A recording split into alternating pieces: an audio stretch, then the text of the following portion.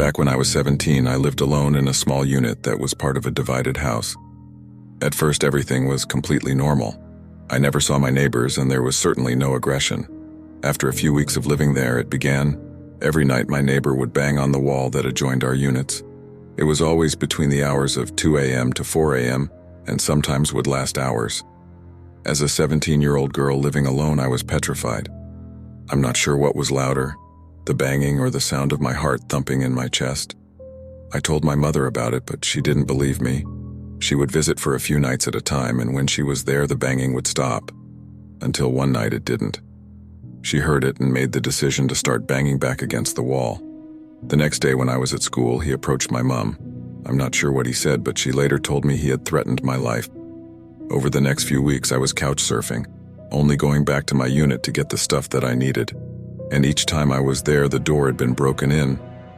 A total 8 times before we managed to break lease. He broke in. He never stole anything. We reported it, and the police concluded that he was the person breaking in and was simply smoking in the corner of my living room. After about 5 weeks of fighting, we managed to break the lease and get my stuff out of there. The real estate were real cunts about it. I remained homeless for the rest of the year. He was never charged with anything. I still can't sleep alone. A week or so before my 10th birthday, I walked to the corner store with a $5 bill and picked up a jar of ragu for my mom. On my way home, a man I'd never seen before fell in step with me and began talking. "Hi," he said cheerfully. "My name is Dr. Ramsey. I'm a pediatrician. Do you know what a pediatrician is?" I walked along silently, not replying, and fervently hoping he would take that as a sign he should leave me alone. Subtleties were not his strong suit, though, because he kept right on chattering. "Are your parents looking for a pediatrician for you? Of course, you're almost a big girl now. You'll be needing another kind of doctor soon, won't you? That's okay, though. They can still bring you to me until then. What's your name? You have beautiful hair. I was just on my way to get some suckers for the candy jar in my office. Do you like suckers?" Thankfully, we were nearing my house, so I ran forward, up the back steps and into through the kitchen door. I didn't know it then, but that was the beginning of a very long, very scary ordeal. It didn't take long after that for Dr. Ramsey to begin showing up. At first, it seemed benign enough, at least to a kid. He would drive by nearly every day, smiling and waving. I told my mom, who said maybe he was on his way home from work. But then the phone calls began. My dad called me into the living room and sat me down. He asked about the day Dr. Ramsey followed me home and if I talked to him. He said I wasn't in trouble, but that I needed to tell him the truth. I told him no, and he asked if I was sure. Could I be forgetting something? I told him no again, and he frowned, then asked, "Then how does he know your name?" I didn't know. It turns out that was not all he knew. He knew my sister's name as well. Pretty soon, neither my sister or I were allowed to answer the phone. He called several times a day. At first, neither of us knew what he was saying. Then one night, one of my brothers told us that he was telling my parents that he was going to hurt me, and later, my sister. Things got complicated after that. My dad had called the police, but as this was before there were any stalking laws, there was not a lot they could do. They told my parents to call back if he tried anything. My dad then called a friend of his from back in the day, who happened to be a cop. For the next month, my dad's friend escorted me to and from school. Suddenly, life as I knew it came screeching to a halt. I couldn't walk to school alone, I couldn't play outside, I couldn't walk to Super America, sort of like a 7-Eleven for those who don't know. When access to me was completely denied, things escalated. It was around this time he began threatening my sister as well. Then one afternoon, my sister, 2 of my brothers, my mom and I were in the kitchen. One of my brothers saw a glimpse of someone in the garage. They'd seen him too. Dr. Ramsey came bolting out of the garage, my brothers chasing after him. They ran all the way to Cherokee Park, where he lost them in the trees. My parents called the police again, but nothing came of it. The only information they had was a description and a name that was almost certainly fake. A couple weeks later, we woke to find our dog hanging from the side porch. She was a gorgeous saddleback German Shepherd, born the same day I was. We were all devastated. The cops said there was no evidence it was him and ruled it accidental, but none of us believed that. His phone calls became more informative in the meantime. He would talk about who was home and who wasn't. If my brother would say my dad was home, he would tell him who was really in the house. He also would talk about the house itself, About the window in the kitchen he could easily open with a knife from the outside even when it was locked, and about the French doors that connected the living room to the side porch, and how the lock could be finagled from the outside if you jiggled it just right. That night, my dad put in some carpenter nails at the bottom of the French doors until he could get a new lock ordered. My parents had to go to a company event for my dad's work. My older brothers were at Saints West roller skating rink. My sister was on the phone with her best friend. My little brother was on the floor asleep. I was watching Devo on the midnight special with Wolfman Jack. It was late. Suddenly, the top of the French door swung inward, and in the few milliseconds before the nails in the bottom caused them to snap back, I could see his silhouette. My sister whipped the phone at the television and we ran up the stairs. About halfway up, we realized our little brother was still asleep on the living room floor. As quietly as we could, we slipped back down the stairs to get him. We all went into our bedroom and didn't turn on the light. This way we could see outside. We watched out the window for a while, and when we didn't find him, we crept down the hall to our brother's room to look. We looked down and could see someone standing at the back door. He knocked loudly. "What do you want?" my sister asked out the window. He stepped back and said, "Is this the Mercy residence? I have a pizza for delivery. Can you come to the door?" She scoffed at him, declaring she was not stupid. She could see he didn't have a pizza, and she was calling the cops. He left. A short while later, my brothers returned home. We told them what happened, and they walked around the yard watching for him. They came back in, and things settled down. By now, we'd pretty much given up calling the cops because it never helped, so we just went back in, each of us, except my youngest brother, still asleep, carrying a knife from the kitchen just in case. Eventually, one of my brothers went into the kitchen to get a bowl of cereal as a snack. You know that sensation you get when you can just feel someone watching you? Yeah, he had that in spades. He kept looking around the kitchen, through the doorway into the dining room at the windows. He didn't see anything, but he could still feel eyes on him, so he went closer to the door to try to see better. The kitchen lights were reflecting on the windows of the door.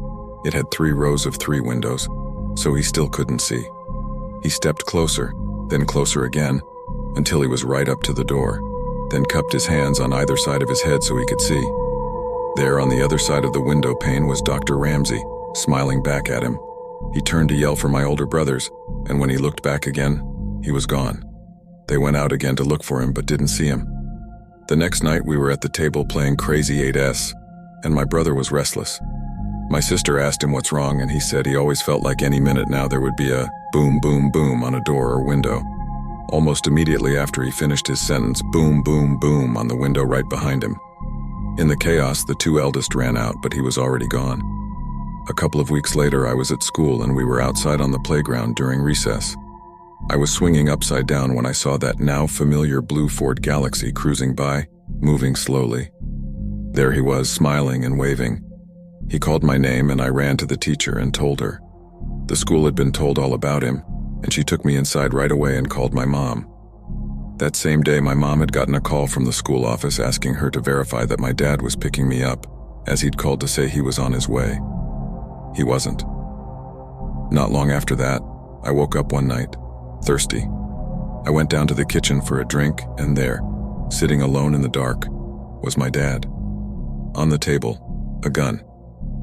He was tired of the police waiting until Dr. Ramsey tried something. He was tired of his children being terrorized. He was tired of being afraid every time he left for work that something would happen to us while he was gone. I sat with him for a time, watching, before he sent me back to bed. These events, and many more, took place over a period of around 18 months. Then, as suddenly as it began, it was over. He had vanished from our lives, the phone calls, the drive-by with the creepy waves, everything. For a long time during and after the Dr. Ramsey days, I would have a recurring nightmare in which I would wake up to find him standing over me as I slept. It took a long time before I felt like a kid again. I found out years later that when he was calling, Dr. Ramsey would tell my parents that he was going to rape and kill me, and later my sister, and that there was nothing they could do about it. I don't know what happened to him when he disappeared. I don't know if he was in a car wreck, locked in prison, in a coma, but sometimes I wonder if the wait ended for my dad when he was sitting in the darkened kitchen one night. I don't know, and I'm not sure I want to. I've always had an innate fear of the night. Not so much the dark, but the night itself. As a child, my imagination was overcome with stories of creatures that come alive at night, and the safety offered by a house and light. I never had anything to base this fear on until a night when I decided to go with a buddy of mine to a baseball game and got stuck at a light at 2 a.m. after dropping him off at home. Of course, that night the game went into extra innings, and so I didn't get a chance to drop my friend off back home until well after 1 a.m. Everything was fine on the way home until I hit a light right before the street that led to my house. It was a T-junction, and I was turning left. The light is one of those that you think is broken until it finally turns green right, when you finally decide to just run it. Of course, I pulled up right as the light turned red. I would have just run the light, seeing as no one was there and it was closing in on 2 a.m. on a school night. But earlier that week I had heard the phrase, "Character is what you do when no one is looking." And for whatever reason, that was the night I decided to prove to myself that I was a man of character. Big mistake.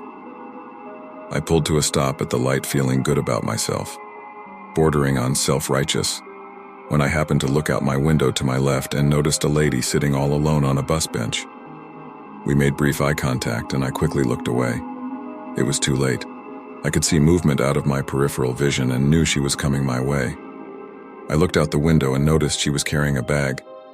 I quickly checked that my doors were locked and all my windows were up. I then moved my right foot above the accelerator just in case and braced myself for what was to come. I was hoping it would be just an awkward exchange and was praying for a quick light change before she reached me, so I could just get out of there. I knew there was a slim chance of that. She walked right up to my window, put down her bag, and began to tap on my window. I nervously looked up at her, and she motioned for me to put my window down. I had automatic windows, so I just imagined pushing too hard on the window button and that thing just coming all the way down, so I took a deep breath and lightly flicked it with my finger. The window moved microscopically down, but she did not seem to notice or care. She then leaned in and began to talk. She said, "My boyfriend beat me up. I have a friend who lives down the street. Can you give me a ride?" I should stop and give a brief physical description of the bag lady. She was small and skinny and of indeterminate age. She was either in her mid-20s and had lived a hard 20-plus years on the street, or she was a 60-something-year-old who had lived a moderately hard life on the street. All that to say, just by looking at her, there was no way to verify her story. She looked beat up by life, not just by a boyfriend. But there was something about her delivery. It was robotic and seemed practiced and like she was disconnected from the moment that made my skin crawl. And after a brief, about a second, debate on whether I should do it, I told her that I had to get home and could not give her a ride. After my first refusal, she leaned in closer and said the same thing again. "My boyfriend beat me up. I have a friend who lives down the street. Can you give me a ride?" This time I felt more confident when I declined to give her a ride and told her I had a curfew and had to get home. She leaned in a third time and began her statement again. "My boyfriend beat me." At this point, the light changed. I slowly lifted my foot off the brake and started slowly rolling forward and began muttering an apology. She didn't move. She just looked at the light, then looked down at me, leaned in closer and said 5 words that have haunted me ever since. "You made the right decision." Then she picked up her bag and walked back towards the bench. I peeled out of the intersection and cried and screamed all the way home. I have no idea what she planned to do, or if there were people waiting to jump in my car from the bushes had I moved to let her in, but that encounter has haunted me ever since and has confirmed in my mind that nothing good happens after dark. This is something that happened to me about 2 years ago, but thinking about it still gives me chills. I used to live in a small town in rural Missouri with my mother and stepfather. Our house was a few miles outside of town and along an old state highway. We were pretty isolated out there, other than the occasional passing car or farm equipment. One day I came home from a morning shift at work. I was pretty tired, so I immediately came in the front door and sprawled out on the couch. My mother and stepfather were preparing to go into town to visit a family friend, so I just started a movie and quickly drifted off to sleep. I remember waking up to the sound of my parents leaving. After that, I slept rather soundly. I must have been asleep for a couple of hours before I was woken up to the sound of the front door opening and closing. I laid silently, hoping to fall back asleep. I assumed it was just my parents returning from their visit. After a moment of silence, I heard an unfamiliar voice say, "Where is everybody?" My eyes shot open and I looked up to see a man standing over me. I had never seen this man before. He was tall and muscular. He was wearing a white t-shirt with cut-off sleeves. He was also covered head to toe in blood. I jumped to my feet instantly. I had never been so scared in my life. Trying to rationalize, I asked, "Are you looking for my parents?" He stared at me for a moment and asked who I was. I replied by asking, "Who are you and what the fuck are you doing in my house?" He stared at me blankly. I thought I was going to be murdered. He kept talking incoherently and asking where everyone was. At this point, I had no idea who he was referring to. After about 5 minutes of nearly crippling fear, I realized that the blood that was all over his clothes and face was his own. I glanced out the living room window toward the highway, and then I started to understand. In the drainage ditch in front of my house was a red pickup truck. I told the man to come with me, and we went outside. Soon after we got near the truck, another vehicle pulled up. Apparently, the man had been drunk driving and had driven his truck into the ditch. He was drunk and had a concussion from the wreck. He was so messed up that he had thought other people were in the truck with him before the wreck, when in fact he had been alone. He had stumbled into the nearest house looking for help. The driver that had just pulled up drove the man to the hospital, and as far as I know, he was okay. Though I understand the situation now, I will never forget this. It was fucking terrifying. About a year ago, in my final semester in college, I worked at a department store in the mall. I didn't have a car yet, so I asked for day shifts because it was a 2-hour bus ride back home. So basically, if I had a closing shift, I'd get done at 11 but not get home until 1 a.m. But sometimes I'd be given closing shifts, much to my annoyance, since I had a 6:45 a.m. class, and my mother's worry because who wants their kid on public transport that late? Sometimes she could come and get me, but it'd be too much of a hassle to get my younger sisters out that late and such, so I never asked her. My managers, being the jerks that they were, gave me a week of closing shifts, knowing my situation. I was pissed, but whatever. One night I had just finished my shift, got on the bus, I sat in the back, was minding my business when my iPod died. I was annoyed, but I just kept my earbuds in and occupied myself by playing a crossword on my phone. About 2 seats behind me, I hear these guys speaking Spanish. Now, my stepmother is Puerto Rican, so while I understand a fair bit of Spanish, I don't speak it. So I hear them talking, but I don't pay attention because it's rude to eavesdrop and all until they say, "That black girl up there." Then my ears perk up. I keep my earbuds in so that they think I can't hear them, and I continue listening. What they're saying is horrific. To paraphrase, they knew my stop, second to last one before the bus gets back to the terminal. And while my stop is at the front of my neighborhood, it's got no street lights and at this time of night, empty. And to put it simply, we're planning on snatching that piece of ass up. I was about 20 minutes away from home, so I knew I had to act quickly. Since I knew they could see me, they were 2 seats behind me, but like a cross, if that makes sense. I pretended to play on my phone, oblivious while I was actually texting my mom. "Mom, can you please meet me at the bus stop?" 5 minutes go by, no answer. We're getting closer to my stop, so I decide to call her cell. No answer. I call the house phone and she finally answers. It's about 12:30 a.m., so she was asleep. I try to talk as cheerily and calmly as I can. This was our convo. "Hey Mom, did you get my text?" No. What's up?" "Oh, I sent you a picture of these jeans I'm gonna order online when I get home. I really need your opinion, so I really need you to look since the sale ends at 1 a.m. She gets the hint that I need her to look at her cell, so I say goodbye and hope for the best. We get to my stop and I see my mom's car. I snatch my shit up and hightail it off the bus. I don't even look behind me to see if they're following me. I jump in the car and tell my mom to just go. I look in the rear view and I see the guys staring at the car. The next morning I called my job and told them I quit. No more public transport for me. Thanks to my stepmom for teaching me Spanish. Thanks to Mom for getting the hint. Weird Spanish-speaking guys, let's not meet again. Around 2 years ago, I finally moved into a brand new house in a brand new building estate in Australia.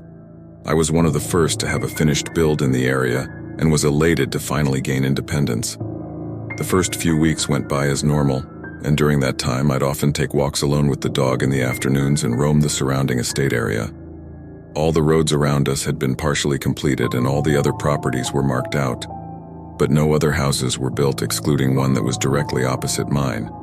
The house looked finished, but there was no driveway laid yet, and from what I could gather, no one lived there. To the left of my house, roughly a few hundred meters away, was a field with a huge hill in it. I later found out that the whole area was council property.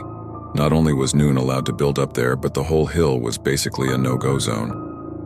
For whatever reason, the council just didn't want people on it, so the whole area was surrounded by a huge chain-link fence. The only other noticeable feature in the area was a small abandoned farmhouse with a shed a few kilometers down the road. I knew nothing about it and often went walking there with the dog, as it gave me something mild to explore amongst the vast nothingness I was living around. The entire place was dilapidated and completely inhabitable, but it was still interesting nonetheless.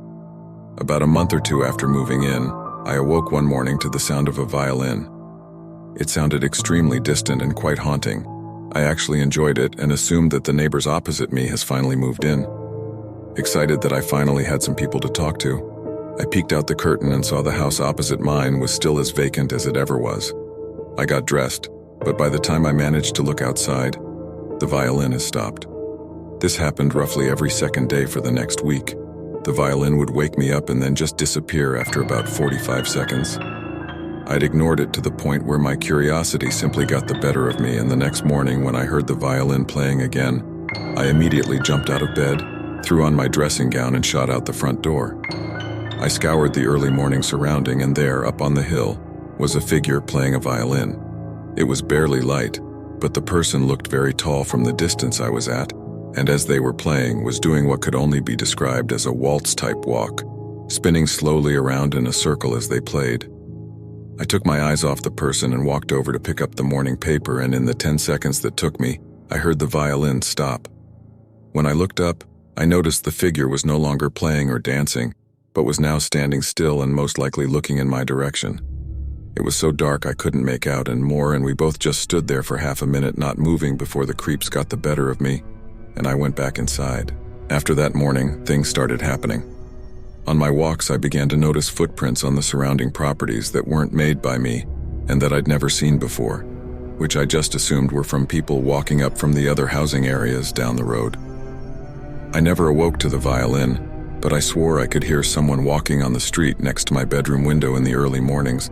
However, I never saw anything. Other really general things as well, like random tools such as spades and rakes laying around the area, which I guessed were left there by construction crews, none of which I ever saw.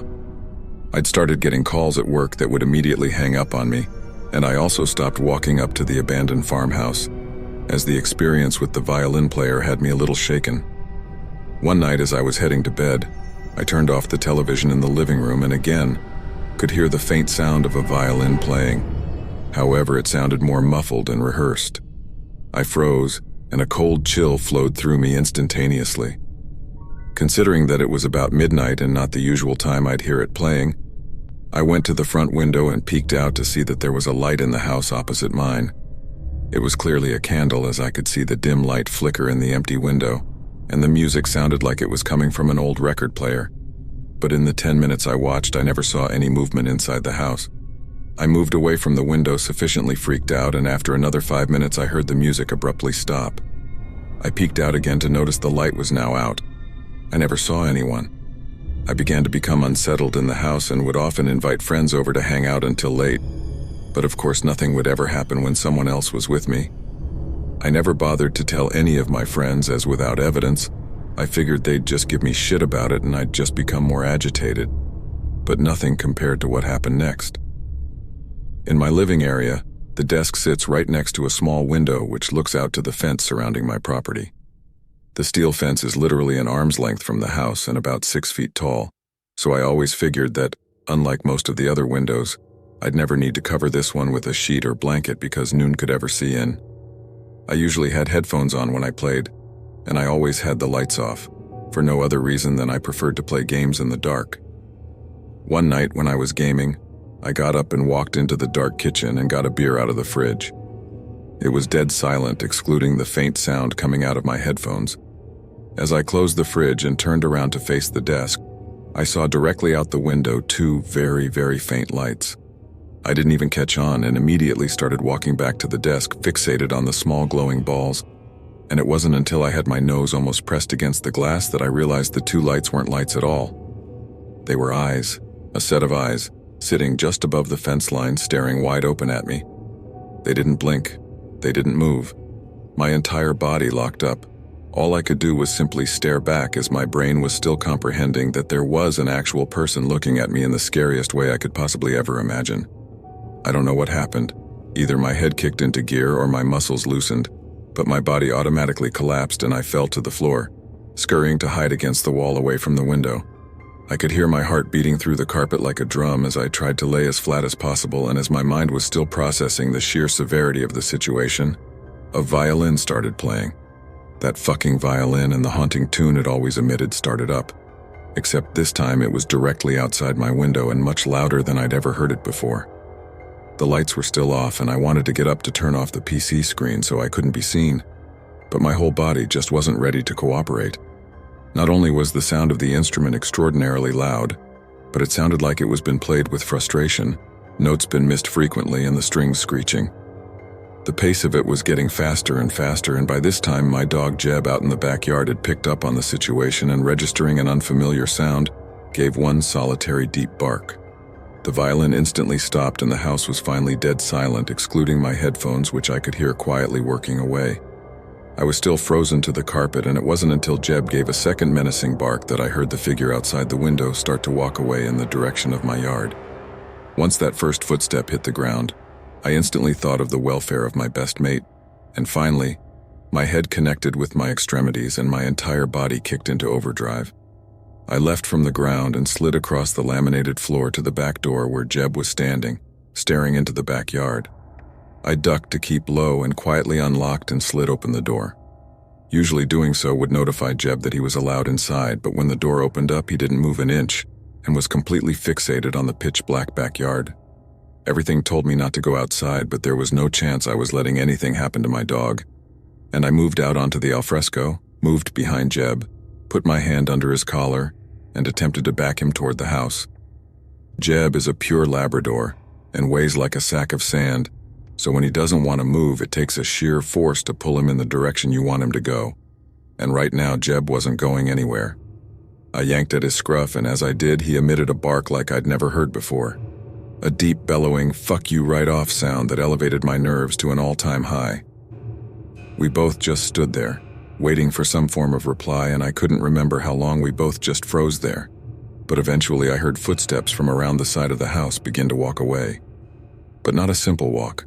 Almost like whoever was doing it was slowly dancing in a circle, the footsteps keeping to a beat as they drifted away from the house into the distance. Once I couldn't hear anything, Jeb licked his lips, gave me a look, and wandered back inside. I followed, locked the door behind me, and spent the night reverting to my childlike self, hiding under my bed covers with my dog. I didn't sleep a wink. That was the last time I ever saw or heard the violin player. The following morning, when the sun finally came up, I called into work sick and called the police. They scoured the lot next to mine and found footprints in the dirt. However, there were so many there that it was impossible to tell whose were whose. The only description I could give to the officer was his height. He would have had to be over 6 feet to stare over that fence at me. But they explained that he could have been standing on something or on his toes. They also told me that they've never received a report of anyone playing a violin in the area or anyone been in the fenced-off hill either. I essentially looked like an insane person, but the officers were very nice about the whole thing and offered to patrol the area for the next few nights, which helped put my mind at ease. Nothing else has happened since then.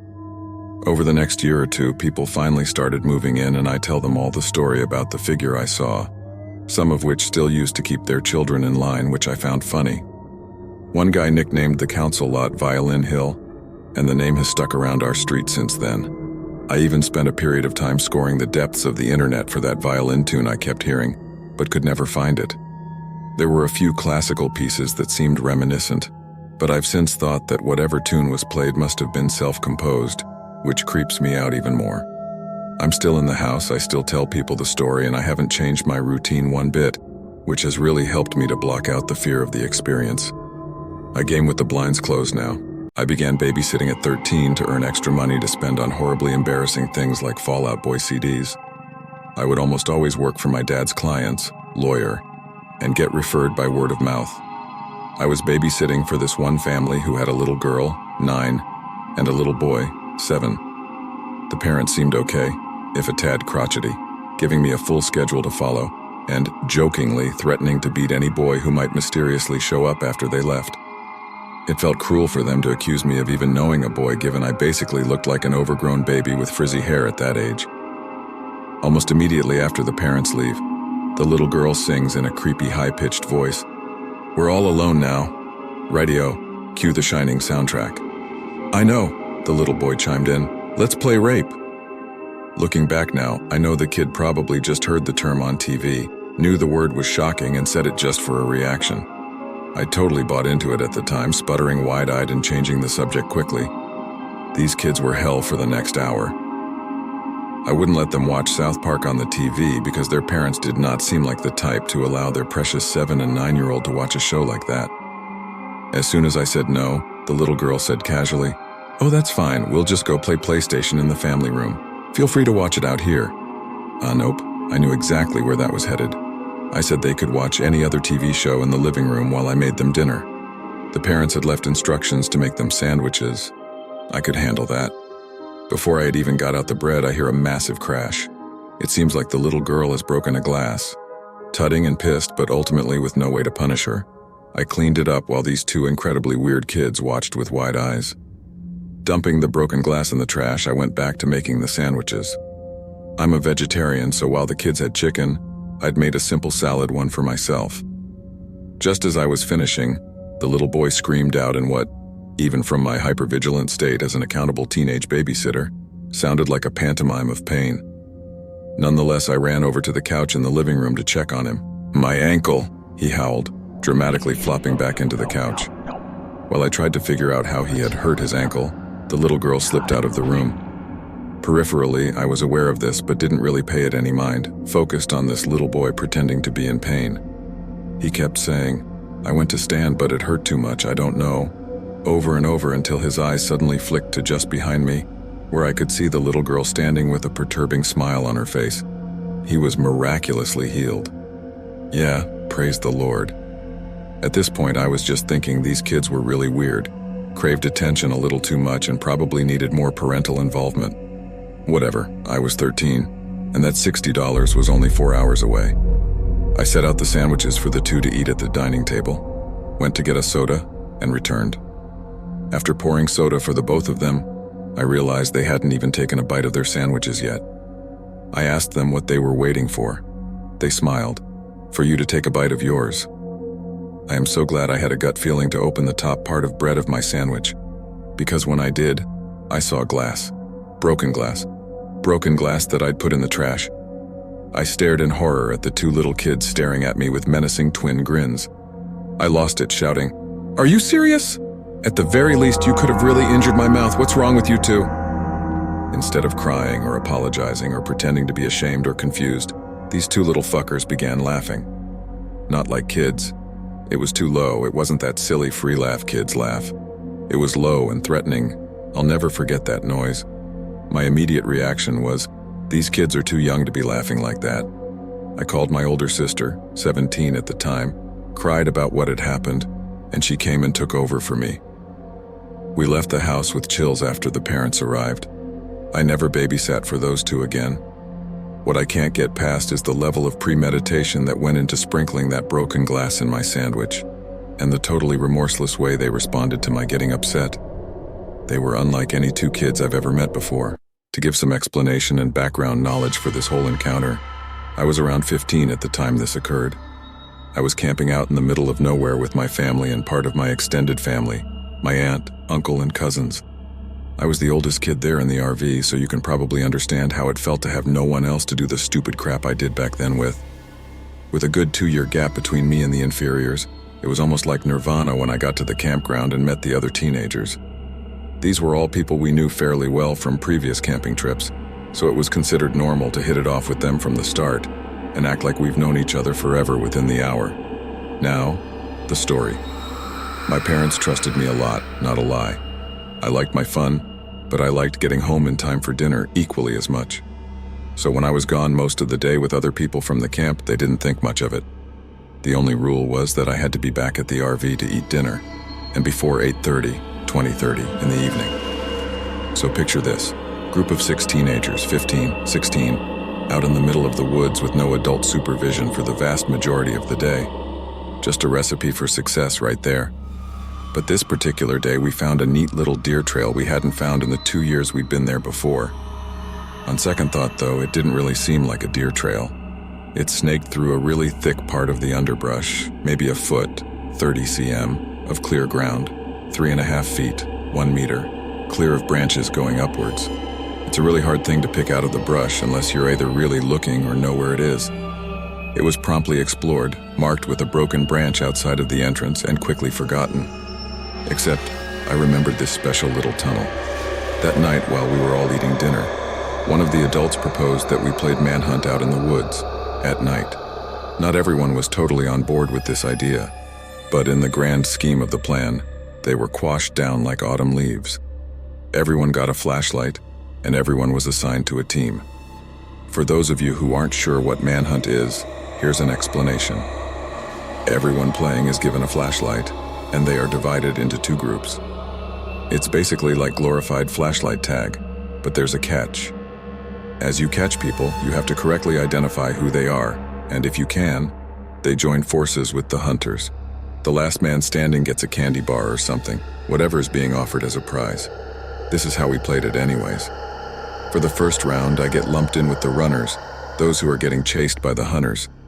We get a 5-minute head start to run, climb a tree, whatever the hell we want to do to evade the hunters. Usually, I'm the one up in the tree, but that never really worked out as being the winning spot. So to try and score a win for once, I decide to play the cat and use one surefire method of escape. And the hiding spot was the rude little path through the thicket. It took most of the head start time to find the damn thing, because it was so well hidden and out of the way. As I passed hiding spots, I heard hushed, smothered whispering between siblings who were questioning my actions, like a bird's wings rustling when it's fluffing itself. It should be noted that I have bad hearing. My ears are possibly my greatest asset in this game. But when I'm just reaching the destination, I hear the short blast of the air horn announcing that the 5 minutes are up. I swan dove into this minute little path in the undergrowth, shuffling on my hands and knees until I'm about halfway in, crouching down like some huge, malformed quail. The hunters are doing an initial sweep through the trails, looking for obvious hiders and people caught out trying to change spots. When they finally reach me, they reach the dead end and go straight back. I try to readjust myself and crawl further down the tunnel. I honestly don't know how it happened, but I found an even more hidden path within that one. And accidentally, I dragged my stupid body down the rabbit hole. Except, instead of ending in a dead end, this one ended in a slight hollow. I don't ever want to describe exactly what I found there. I'm sorry, but I just can't. It was a younger-looking woman, naked, covered in lacerations and stab wounds in the fetal position. Her glassy, glazed eyes seemed to look straight through me. I won't go any further than that. I was too scared to scream, and I froze there while dark burgundy stains formed on my jeans. I froze there, in a pseudo-catatonic position like a marble carving for what felt like hours. And then, I heard someone else coming along that path. Have you ever been so scared that for one moment, one insane moment, you truly consider something incredibly stupid as a viable option to escape? That was one of those times. I let out a short, trembling whimper and started moving. Whoever was on the path stopped, and then eagerly started moving forward again. I could hear their panting, uneven breaths of a man, a horrible marker of whoever it was getting closer and closer to me by the second. By some wondrous, beautiful miracle, he missed the path leading to the brushy hollow. I heard him moving down past the entrance, dragging something clunky and awkward behind him. I heard clinking noises and the occasional effort to silence the small, sharp noises. I heard a low curse somewhere towards the end of the tunnel, and I blasted out of the undergrowth tunnel like a bullet forcing its way out a barrel. Cracks, crashes, and obnoxious rustling was all around me as I heard the man sharply intake a breath and begin to move towards me. The hoarse, deep panting was getting closer and closer to me, a testament to how I was too slow at exiting. Somehow I exploded out of the entrance, got onto my wobbly, half-asleep legs, and started booking it down the trail. The unknown pursuer was close behind me for a bit, but it seemed like he was too exhausted to chase me at the same speed for long. I know everyone loves to rip on the fact that people always trip in horror movies, but in all honesty, tripping is something I am amazed I didn't do. with adrenaline coursing through me at the speed of Usain Bolt, trying to make my jello-like, unsteady walking appendages work to move me away from whoever was behind me was like trying to run on water. It felt like an eternity, but I finally reached the main trail running back to the camp and sprinted down it screaming bloody murder. Confused faces looked out from the trees, and I think someone called after me. Reaching the camp was easy, but trying to explain why I woke up half the people in the camp and bolted out of the woods at breakneck speed was harder. When I finally choked the words out to explain, I remember a profound, insidious silence throughout the group of adults waiting at the mouth of the trail. I really don't remember a whole lot from that point on. I know the cops were called, and my mother and aunt ran shrieking and wailing along the trail, calling for the other kids to come back to safety. When someone's yelling like that, you don't ignore it. They rounded everyone up in 30 seconds flat and barreled back into the camp.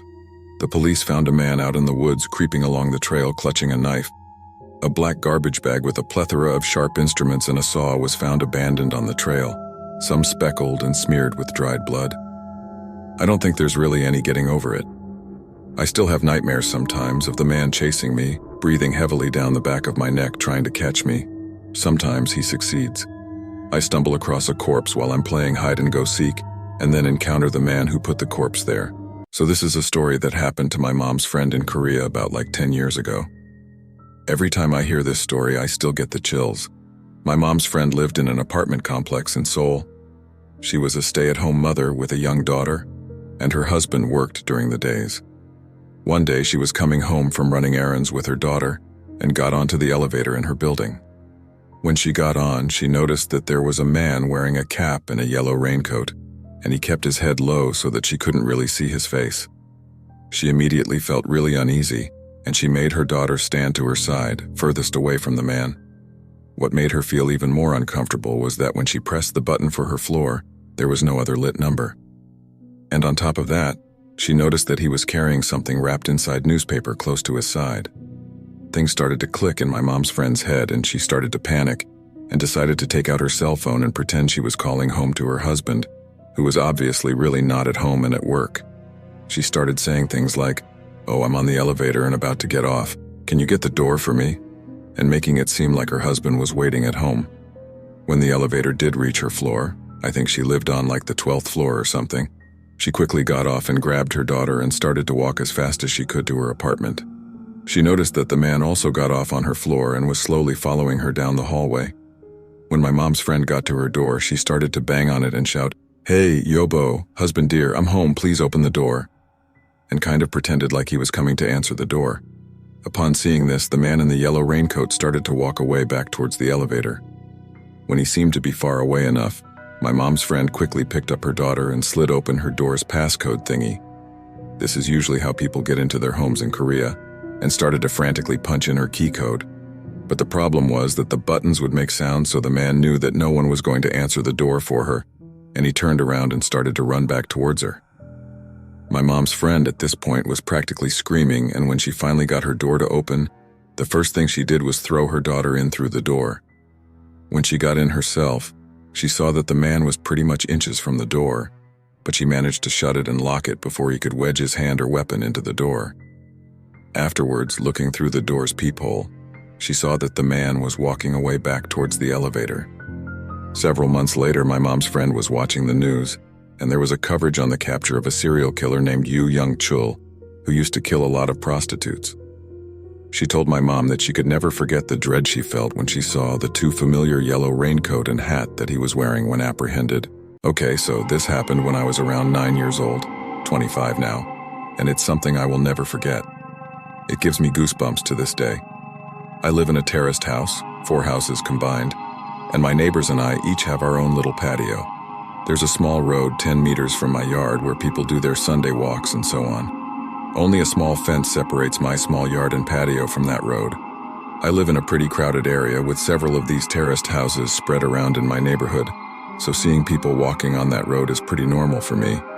Seeing random people standing on my patio is not. When I was 9, I usually got home from school about an hour before my mom got home from work. I live maybe 50 meters away from school, so my mom figured I was mature enough to be home alone for around an hour before she got home. This one day I got home from school. I did the usual thing, which was to make sure I locked the front door and double-checked that the back door leading to the patio was also locked. I was 9. Being alone was a little scary, even though it was in the middle of the day and only for 1 hour. I then rushed to my room upstairs to play as much PlayStation as possible before my mom came home and made me do homework.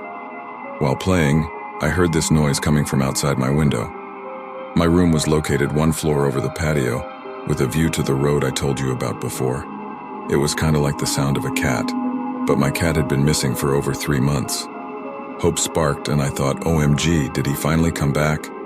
I ran downstairs to check if it was my cat, but the sight that met me gives me goosebumps just writing this. There was a guy standing on my patio, a tall guy with black hair covering half of his eyes, making him look like a male version of the Ring Women or something. I could hear him making high-pitched sounds, almost like a cat meowing. A brown liquid was running down from his mouth, and I could see him spitting out my dad's stomped cigarettes. He was actually eating from the ashtray. I was frozen observing this, eventually snapped out of it and screamed so loud that the man must have heard it. He didn't react. He kept on eating from the ashtray. I ran upstairs to my room, locked the door, and called my mom, who then called the cops. I've never been more terrified in my life.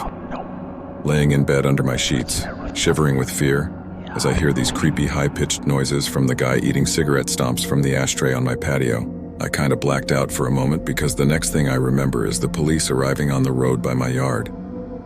I hear them talking to the guy saying stuff like, "What are you doing?